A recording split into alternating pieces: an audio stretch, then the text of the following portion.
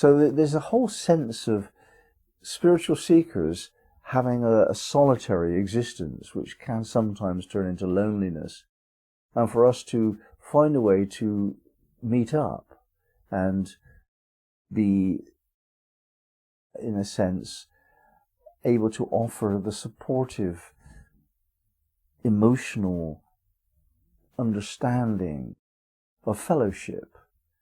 And that's hard to win in a harsh society.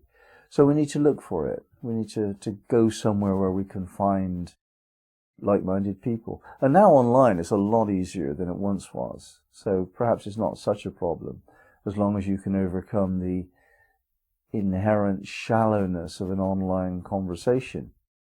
It's easier now with video meetings, obviously, because you can see facial gestures. But we can't actually smell someone on Zoom. And I know that sounds a very strange thing to say, but I rather suspect that smell is an important aspect of rapport when you're with somebody, and you can learn a lot of information from this on an unconscious level. And there's not also the same tone of voice. It gets distorted electronically.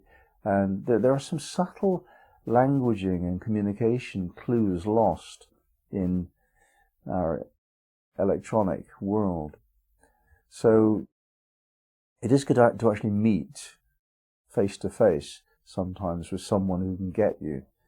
And in Christianity, it is known, Jesus spoke of this, where two or more are gathered in my name, I am there. In other words, you have to meet someone to bring down Christ consciousness. And I don't think he meant on Zoom, for obvious reasons. Of course, the other side of this is that you can't hang out with people that are going to actually move you away from who you are. To discover who you are, you need to spend time with like-minded people. That's what we're discussing. But to spend time with wrong-minded people is as important to avoid, because you become whomever you spend your time with to some extent.